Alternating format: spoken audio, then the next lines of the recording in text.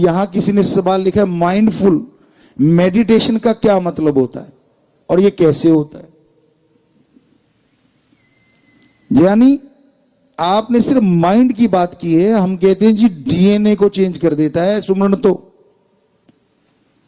और डीएनए अगर पावरफुल होगा तो नेचुरली क्या माइंड, क्या ब्लड सेल सब मजबूत होते चले जाएंगे, हर चीज मजबूत होती चली जाएगी। पर वो मेडिटेशन होता कैसे है? कई तरीके हैं। एक तो आलती पालती मार के बैठना, आसान आसन, इसे ध्यान में कहते। ज्यादातर माता बहनें पालथी मारे बैठे, पलाथी मार के बैठना, ये आलती पालती, बच्चे भी बैठे हैं। इससे क्या होता है, हम खाना भी इंडियन कल्चर में ऐसा खाते थे। मेडिटेशन की बात करते हैं लेकिन आपको खाने की भी बताते हैं। हम खाना ऐसे खाया करते थे पुरातन समय में, पालथी मार के आगे ऐसी कोई फट्टी रख लेते थे, या राजस्थान साइड में या कोई अच्छा सा कपड़ा। इसकी वजह क्या थी? ये जो पालथी है ना, पालथी से क्या होता है, जो हमारा ऑक्सीजन लेवल है, एज ए साइंटिफिक तरीका, पहले आपको वो बता रहे हैं क्योंकि हम नॉन मेडिकल के स्टूडेंट रहे हैं, विज्ञान को बहुत मानते हैं, पर बेचारी विज्ञान बहुत छोटी है, धर्म विज्ञान का महासमुंदर है, क्योंकि हमारा विज्ञान में बेइंतहा रुचि। तो होता क्या है, जैसे हम आलती पालती मारते हैं, हमारा ऑक्सीजन लेवल नीचे से, क्योंकि ऐसा करने से ब्लॉक हो जाता है, मतलब कम हो जाता है ऑक्सीजन लेवल, और रह जाता है कहां, ऊपर की साइड, ये नाभि से लेके ये वाली साइड ऊपर। और खाना कहां आता है, खाने के बाद इधर ही आता है। और ऑक्सीजन क्या करती है, आपका हाजमा दुरुस्त कर देती है। ज्यादा ऑक्सीजन जब यहां घूमती है तो खाना दुरुस्त होगा, बहुत सारी गैस या बीमारियां ऐसी उनसे बच जाते हैं। अब आगे बात मेडिटेशन की, ये तो खाने का, कि हमारी विधि कोई भी पुरानी खराब नहीं थी, खराब तो कर दी विदेशी कल्चर ने। ऐसी ऐसी टाइट पैंटे पहने बैठे हैं बच्चे, उनसे पालती नहीं बज रही, बज की तो नीचे से चर्र की आवाज कब आ जाए क्या पता। तो मेडिटेशन जब करते हो आप, तो मेडिटेशन के टाइम होता क्या है, ऐसा बैठने से बिल्कुल सीधे, वैसे नहीं बैठ सकते। तो ये देखो जो बुजुर्ग हैं, और ये हमने भी तो बना रखा है चौकी।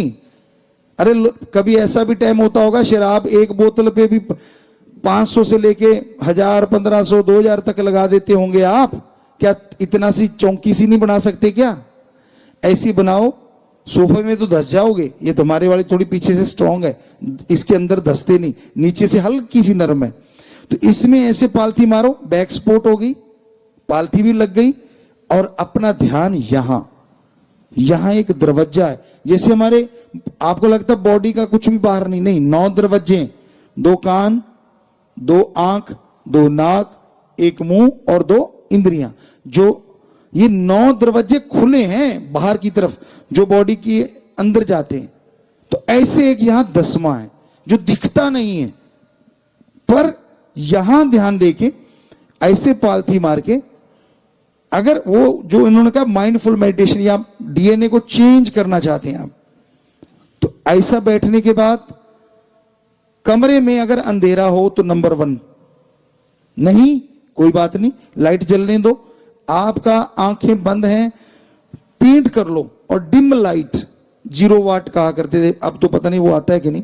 हम तो एक बैटरी के बल्ब भी जलाया करते थे बिजली से, हमारे कमरे में वो इतनी लाइट होती थी, बिजली का एक जो बैटरी का बल्ब होता है उस जैसा बल्ब, 0 से भी मतलब माइनस में 10 होता।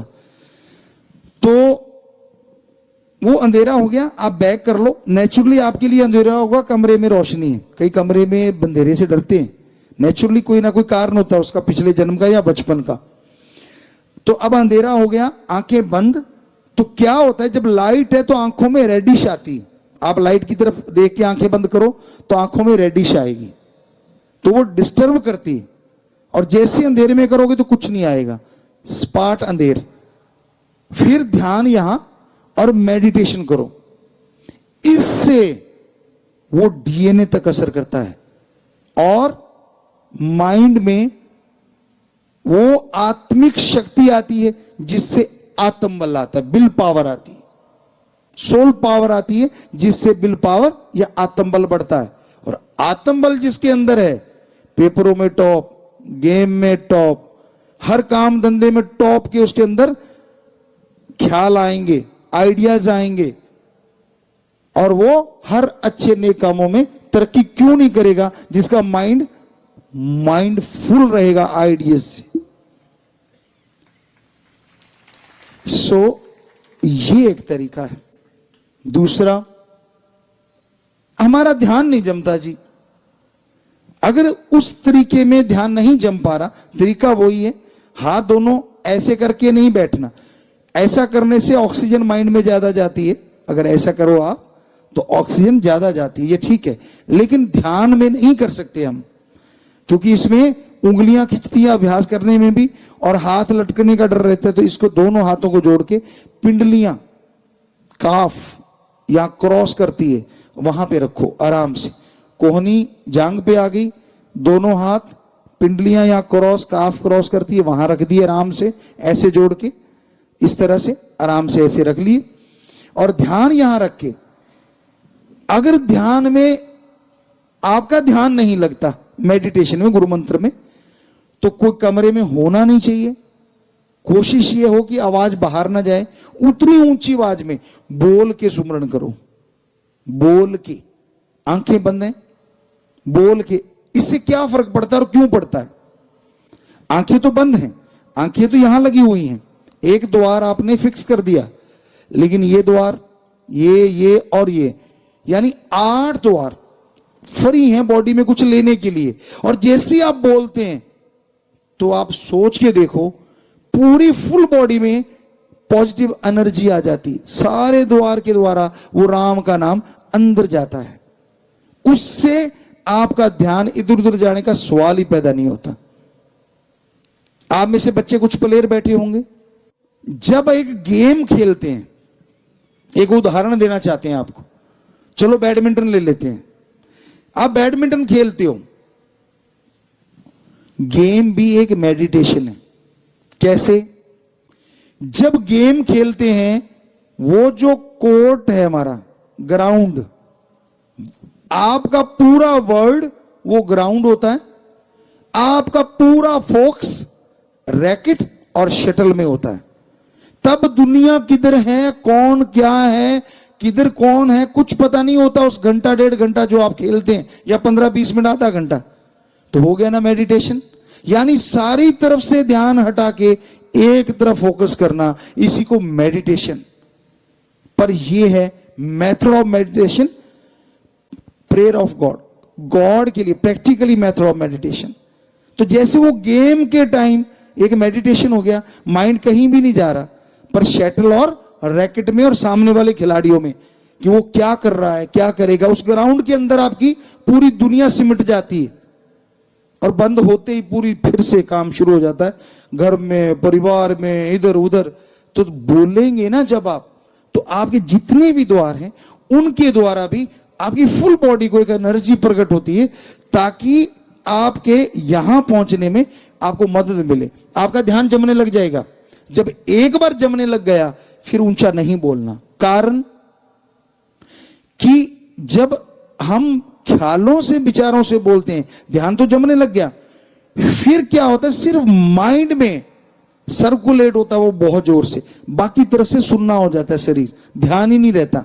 शरीर में ध्यान नहीं जाना चाहिए, इसलिए सिर्फ यही ध्यान। तो फिर वो ख्यालों से या जीभा से करेंगे तो यहां ध्यान जल्दी जमेगा, और उसको कहते हैं वो मेडिटेशन जो डीएनए या सोल पावर, आत्मिक शक्ति को जागृत करता है, जिससे आत्मबल, विल पावर आता है।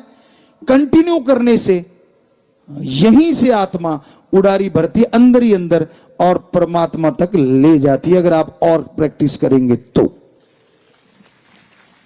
और परमात्मा से बड़ी कोई शक्ति नहीं है, वो एक है, ये एक धरती है, एक जगह जीवन है।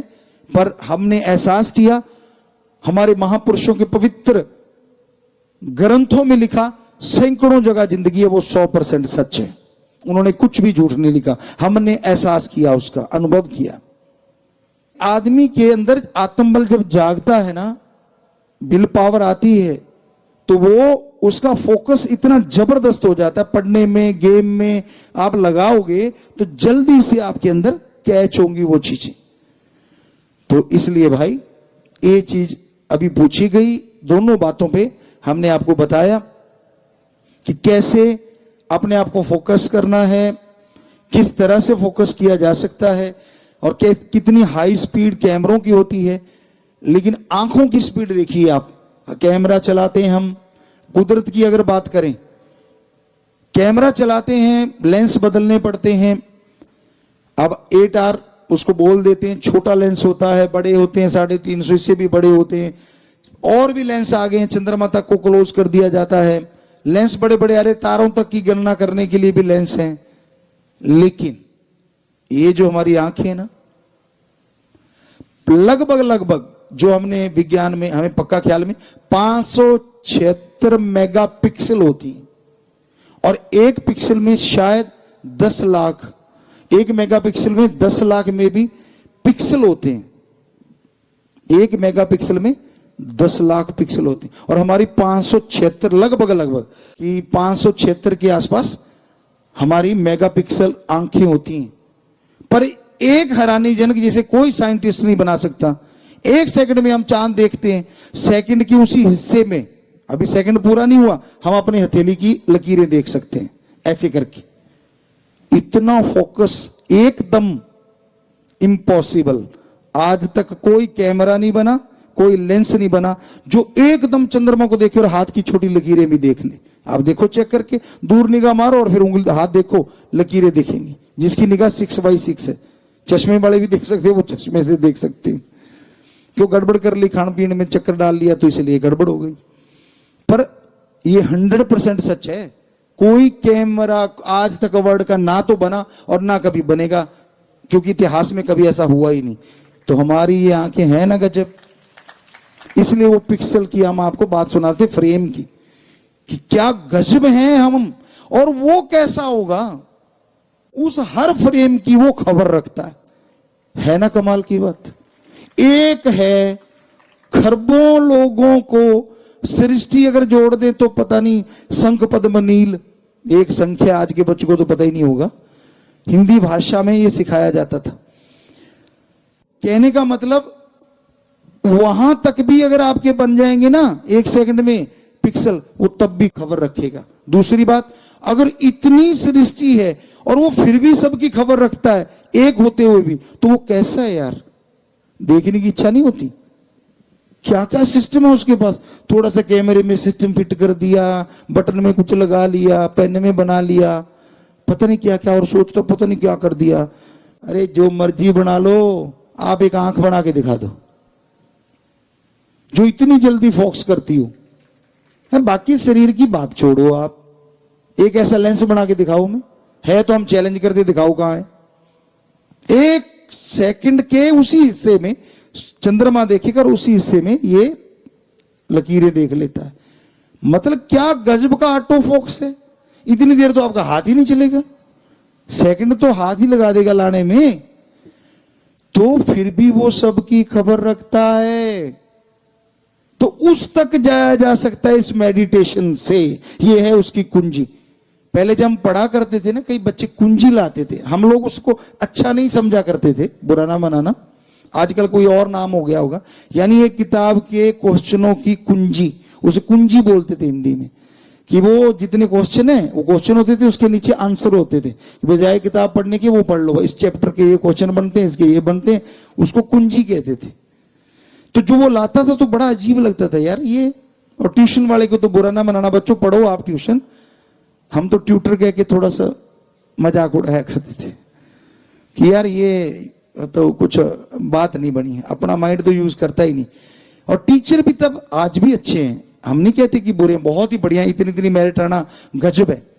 पर हमारे टाइम की हम बात करते हैं कि बच्चों को ये होता था कि कोई भी सवाल अगर नहीं आता तो पूछ सकते हैं, कोई भी सवाल, ये नहीं कि इतना का लेक्चर तैयार करके आए हैं।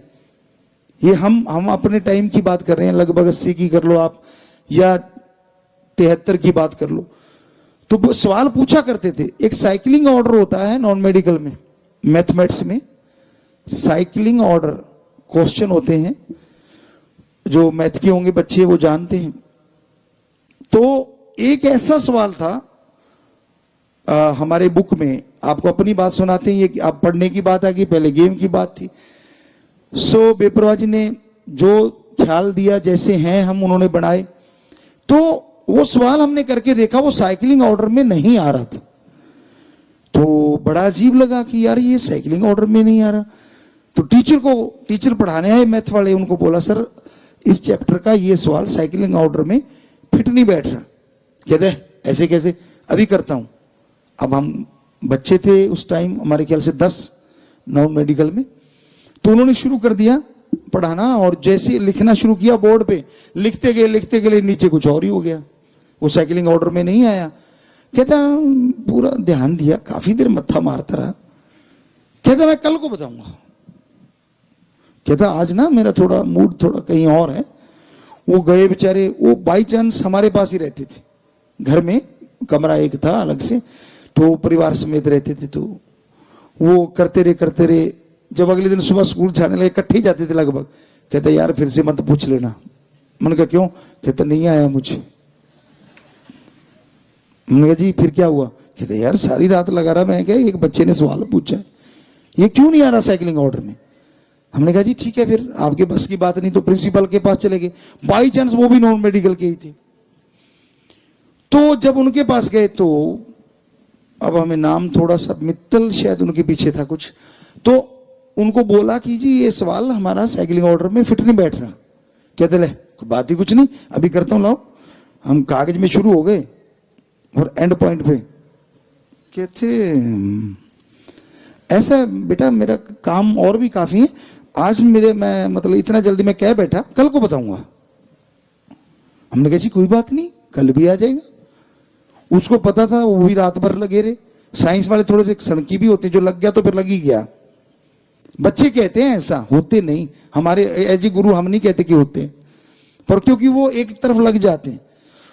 तो अगले दिन जब फिर हम उनके पास पहुंचे, तो उन्होंने दूर से देख लिया, भी आ गया। कहते बेटा मैंने अजमेर बोर्ड में तेरा सवाल भेज दिया है, वो जाएगा डाक के द्वारा, फिर वो आएगा, तब बताऊंगा। भाई मेरे हाथ खड़े हैं, मेरे को नहीं आता। हमने कहा जी ठीक है। अब 15-20 दिन गुजरे, तो उन्होंने हमें बुला लिया कि आजा। कहते मैं देखना चाहता, आप आए हो? जी। कहते कोई बात नहीं, आप प्रेयर में बात करते हैं। अब प्रेयर में बात करी, और वहां टीचर थे, सारे थे। तो कहता भाई ये लड़का क्या कमाल का है, इसने एक सवाल निकाला साइकिलिंग ऑर्डर का, मैथ का, और वो ना टीचर से ना मेरे से किसी ने हुआ, मैंने वहां भेजा, और वहां से ये लिख के आया है कि ये छपने में गलती है, ये बुक में गलत छपा हुआ है। हमने कहा जी अगर यही ऐसा ही आ जाता तो हम क्या करते, क्योंकि इसका अगर हम जवाब कैसे देते। तो फिर उन्होंने बताया कि देखो ये बच्चा भी है जिसने बाल की खाल निकाल दी, जो हम लोग नहीं, क्या लिखने वाले, बुक लिखने वालों के बाद उसको चेकिंग की जाती है, बड़े बड़े प्रोफेसर या करते हैं, कहते वो नहीं निकाल पाए, ये इसने निकाल दी। गजब, उसने हमें शाबाशी दी सबके सामने। सो कहने का मतलब, आदमी के अंदर अगर विल पावर है, आत्मिक शक्तियां हैं, तो ये चीजें होती है। क्योंकि हमने बचपन में 5 साल की उम्र में या 6 साल की उम्र में गुरुमंत्र ले लिया था। 73 का कह लो, 72 का कह लो, वो बोलने में लिखने में 73 का कह दिया, तो इसका मतलब वो सच है। टाइम वही था, साल इधर उधर में कोई फर्क नहीं पड़ता। हम तो यही कहते होते हमेशा से 72-73, क्योंकि बहुत छोटे थे, 5 या 6 साल के। तो वो मेडिटेशन का कमाल है। तो बच्चों पढ़ाई में भी ये गजब करता है, कहीं आप सोचो कि ये ऐसे फजूल की बात है। तो इस तरह से ये आज मेडिटेशन की बात आपको बताई। समय और समुंदर की लहर कभी किसी का इंतजार नहीं किया करती। जो भी सेकंड, मिनट, घंटा, महीना, साल आपका गुजर गया, वो आपकी कुल आयु में से कम हो गया। आमतौर पे माँ बाप कहते हैं मेरा बच्चा बड़ा हो रहा है, संत कहते नहीं, बच्चा छोटा हो रहा है। आज से 10 साल पहले आपका बच्चा 10 साल का था और मान लीजिए उसकी कुल उम्र 70 साल है, तो आज से 10 साल पहले उसकी उम्र बकाया थी 60 साल। आज वो बच्चा 20 साल का हो गया, आप कहते हैं बड़ा हो गया, संत कहते नहीं छोटा हो गया। पहले 60 बकाया थी और अब 50 बकाया रह गई। तो यानी जो समय जाता है वो आपकी कुल आयु में से कम हो जाता है। समय की कदर करना अति जरूरी है। जो समय की कदर नहीं करते, आलस्य करते हैं, समय के साथ साथ नहीं चला करते, वो एक दिन पछताते हैं। आप दुनिया में सफलता हासिल करना चाहते हो या रूहानियत में, दोनों में ही सफलता समय की कदर करने से मिला करती है। समय अनुसार भक्ति करो, समय अनुसार अपने कार्य करो, आलस्य ना करो। आलस्य इंसान को निकम्मा कर देता है। जब इंसान आलस्य करता है तो मालिक से दूर होता जाता है और कोई भी काम ढंग से नहीं हो पाता। इसलिए समय की कदर करो। और यहां समय का एक दूसरा मतलब भी, मनुष्य शरीर, कि आपको जो मनुष्य शरीर मिला है इसमें आप प्रभु के नाम का सुमरन करें। नाम का सुमरन करना इस मनुष्य शरीर के लिए लाजमी है। आवागमन से मुक्ति मिलती है, जीते जी गम दुख दर्द चिंताओं से मुक्ति मिलती है। आपका किसी काम धंधे में दिल नहीं लगता, चिड़चिड़ापन रहता है, गुस्सा आता है, आप खींचते हैं, यादाश्त कमजोर है, तरह तरह की बीमारियां आपको घेर लेती हैं, टेंशन चिंता से आपका दिमाग हर समय चक्कर गिन्नी बना रहता है। इन सब का मुकम्मल इलाज है राम का नाम, अल्लाह की इबादत, वाहिगुरु की याद, गॉड्स प्रेयर। और आपको हैरानी की बात ये बताएं, इतना बेशकीमती प्रभु का नाम संत बिना दाम के देते हैं। ईश्वर नाम अमोल है, बिन दाम बिकाए, तुलसी ये आचर्ज है, ग्राहक कम ही आए। तुलसी जी कहते जी ईश्वर का नाम अनमोल है और संत बिना दाम के देते हैं, पर सबसे आश्चर्यजनक बात है फिर भी लेने वाले ग्राहक बहुत कम आते हैं। क्यों? लोगों को लगता है जो महंगी चीज है उसका अच्छी होना लाजमी है। जितना महंगा सामान मिलेगा वो ज्यादा देर तक चलता है। दुनिया में ये हो सकता है लेकिन भगवान के नाम में नहीं। जो कोई आपसे पैसे थोड़े बहुत ज्यादा लेता है, बुरा ना मानना, वो भगवान के नाम का उतना ही बड़ा ठग है। संत भक्त नहीं हो सकता। थोड़े लेता है थोड़ा ठग, ज्यादा लेता है बड़ा ठग। आपने कभी भगवान को पैसा उठाते देखा है? अल्लाह वाहिगुरु राम गॉड को कभी देखा आपने? नहीं देखा। तो हकीकत ये है कि भगवान वेदों में, शास्त्रों में और सभी धार्मिक पवित्र ग्रंथों में लिखा है, भगवान तो देता है, कभी किसी से कुछ लेता नहीं। और वो इतना देता है कि आदमी की झोलियां छोटी पड़ जाती हैं, पर उसका रहमो करम मूसलाधार बरसता चला जाता है। हिंदू धर्म में लिखा, भगवान से भगवान को मांगो, भगवान से उसकी सृष्टि का भला, अपने अच्छे स्वास्थ्य, अच्छे परिवार की कामना करो, तो भगवान कमी नहीं छोड़ता। इस्लाम धर्म में लिखा है, अल्लाह नूरे कर्म का, रहमो करम का मालिक है। सच्चे दिल से इबादत करो तो वो ऐसा रहमो करम बरसाता है, दामन छोटे पड़ते हैं, रहमो करम बरसता चला जाता है। सिख धर्म में लिखा है, जो मांगे ठाकुर अपने से, सोई सोई देवै। लेवै नहीं, देवै। देता ही देता है, लेता तो वो है ही नहीं। और यही ईसाई धर्म में लिखा है, गॉड देता है, लेता नहीं। तो हर धर्म में एक ही बात है कि वो भगवान, वो सुप्रीम पावर, वो परमात्मा, वो अल्लाह, वो वाहिगुरु, वो राम देता है। इतना देता है आप कल्पना भी नहीं कर सकते। पर लेने वाला तो हो। अगर झोली फटी की फटी रहती, रहमत आई, झोली में से नीचे चली गई। यानी आपका शरीर तो उसके काबिल हो। हमने सारे धर्मों को पढ़ पढ़ देखा, विचार किया और यही सत्य सामने आया, भगवान बेइंतहा खुशियां देता है। आदमी को इतना कुछ बख्श देता है कि आदमी सोच भी नहीं सकता। पर उसको पाने के लिए अपनी भावना शुद्ध करना अति जरूरी। अपने अहंकार में, अपने घमंड में, या आप कुछ इमेज बना लेते हैं, या कुछ आप स्थिति रखते हैं, 7 दिन में भक्ति करूंगा, 8वें दिन भगवान कार दे देना, 10 दिन भक्ति करूंगा, 12वें दिन बेटा दे देना। आप ऐसी ऐसी उम्मीदें रख लेते हैं। पहली बात, चलो आपकी उम्मीद को सच मान लेते हैं। क्या आप भगवान से बात करके आप उम्मीद रखते हैं? आपकी भगवान से बात हुई कि मैं तेरा 7 दिन भजन कर रहा हूं, मेरा ये काम कर देना वरना नहीं करूंगा? हुई क्या? नहीं हुई। हवा में बात मार रहे हो। कहते नहीं भगवान तो सुन रहा है। तो जो पाप करता है तब तो कभी नहीं कहता कि मैं गलत बोल रहा हूं, वो सुन रहा है। जब बुरे काम करता है तब तो नहीं कहता कि यार वो देख रहा है। तब तो कहते नहीं नहीं, अब तो लॉक लगा लिया, अब किसको क्या पता, इधर तो पर्दा है। तो पहले भगवान को प्रकट कर लो, फिर कहना कि ठीक है मैं तेरी 7 दिन भक्ति करूंगा, ये काम करना, फिर देखते कैसे नहीं करता। पहले प्रकट करने के लिए भक्ति करनी पड़ेगी। धन्य भक्त ने कितना टाइम लगाया, उसका प्रकट हो गया। और एक बार प्रकट हो गया तो उसके काम धंधे चुटकियों में अपने आप बनते चले गए।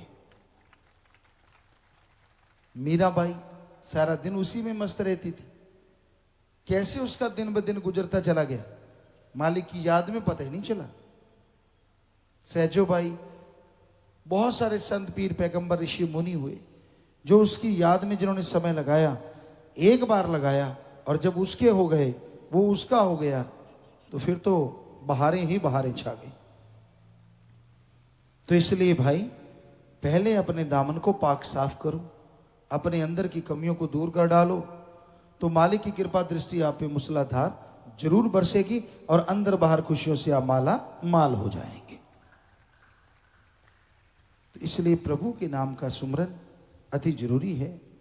राम नाम खुशियों का खजाना है। भागों वाले जीव जो राम नाम से जुड़ा करते हैं, उन्हें अंदर बाहर कोई कमी नहीं रहा।